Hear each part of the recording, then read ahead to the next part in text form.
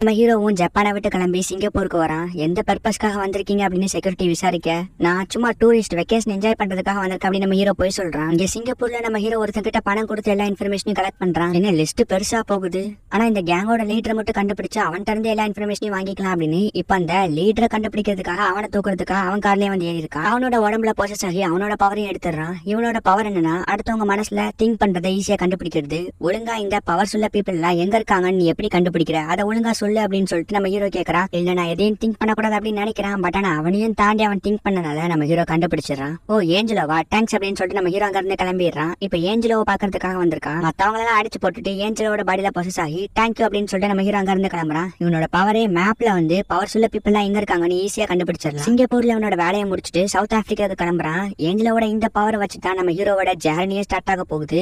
எங்கெங்கெல்லாம் பவர்ஸ்ல பீப்புள் இருக்காங்கன்னு கண்டுபிடிச்சு அவங்க கிட்ட இருக்க பவர்ஸ் எல்லாம் நம்ம ஹீரோ எடுத்துக்கிறான். நெக்ஸ்ட் சவுத் ஆப்பிரிக்கால இருந்து எகிப்துக்கு வந்து அங்க இருக்க பீப்புள்ஸோட பவர்ஸ் எல்லாம் எடுக்கிறான். ஒத்துக்கண்ணா என்னடா பண்ண, ஒரு ரீப்பர் கிட்ட நான் மாத்திக்கிறேன் அப்படின்னு அவனும் பயத்துல புலம்பிக்கிட்டே ஓடுறான். என்ன ரீப்பரா, இந்த பேர் எனக்கு சுத்தமா பிடிக்கல அப்படின்னு நம்ம ஹீரோ தலையில கை வைக்கிறான். பார்த்தா அவன் கை வைக்கிற எல்லா பொருளும் ஃப்ரீஸ் ஆகுது. இதான் அவனோட பவரா இருக்குமோ அப்படின்னு நம்ம ஹீரோ யோசிக்கிறான். நான் வந்ததுல இருந்து இது வரைக்கும் எந்த பிரச்சனையும் இல்ல, அதோட நான் நிறைய நாட்டுக்கு போறேன், நிறைய மொழியை கத்துக்கிறேன் அப்படின்னு நம்ம ஹீரோ நடந்ததெல்லாம் சுன்சுகே கிட்ட சொல்லிட்டு இருக்கான். சரி ஓகே, ஓவரா உன்னை ஸ்ட்ரெயின் பண்ணிக்காம எல்லா வேலையும் பாரு, கண்டிப்பா ஒரு நாள் நீ திரும்பி வருவ அப்படின்னு சுன்சுகே சொல்றான். நெக்ஸ்ட் நம்ம ஹீரோ அங்க இருந்து ஆப்கானிஸ்தானுக்கு வரான். இந்த ஒரு இடத்துல மட்டும் நிறைய பேர் பவர்ஸோட இருக்கிற மாதிரி நம்ம ஹீரோக்கு காட்டுது. ஆனா இங்க எல்லாருமே கிச்சா இருக்காங்களே நம்ம ஹீரோ யோசிக்கிறான். நைட் டைம்ல போய் எல்லாரோட பவர்ஸ் எடுக்கலாம்னு யோசிக்கிறான். ஆனா நம்ம ஹீரோ அவங்க கிட்ட இருந்து பவர்ஸ் எடுத்துமே நம்ம ஹீரோக்கு எந்த பவரும் கிடைக்கல. அப்புறம் தான் நம்ம ஹீரோ புரிஞ்சுக்கிறான், இவங்க எல்லாரும் சின்ன குழந்தைங்க, இவங்க எல்லாத்துக்குமே உடம்பு சரியில்லை, அதோட இவங்களோட ட்ரீட்மெண்ட்காக தான் இந்த கேம்பையும் செட் பண்ணிருக்காங்க.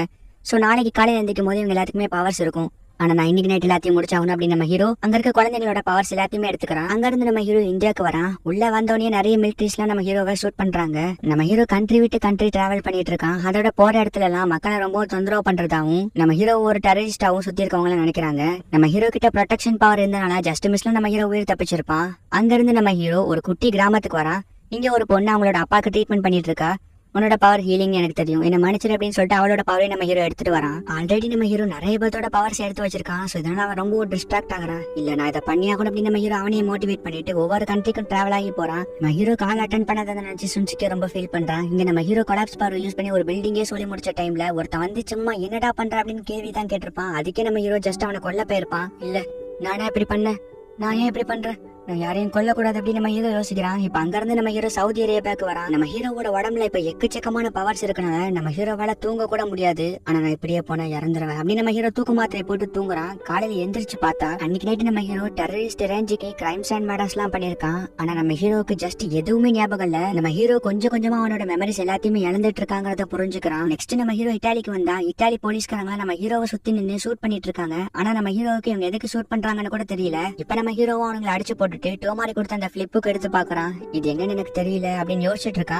ஆமா நான் ப்ராமிஸ் பண்ணிருக்கேன், நான் மறுபடியும் வீட்டுக்கு போவேன்னு அப்படின்னு நம்ம ஹீரோக்கு இப்ப பழசெல்லாம் கொஞ்சம் ஞாபகத்துக்கு வருது. இந்த பக்கம் டோமாரியுமே நம்ம ஹீரோக்காக தான் வெயிட் பண்ணிட்டு இருக்கா. அப்படியே நம்ம ஹீரோ நிறைய கண்ட்ரிக்கு போய் நிறைய பவர்ஸ் எடுக்கிறான்.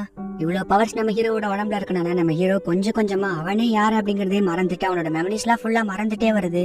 ஆல்ரெடி டோமாரி சொன்ன மாதிரி நம்ம ஹீரோ கொஞ்சம் கொஞ்சமா மான்ஸ்டரா மாறிக்கிட்டு இருக்கான்.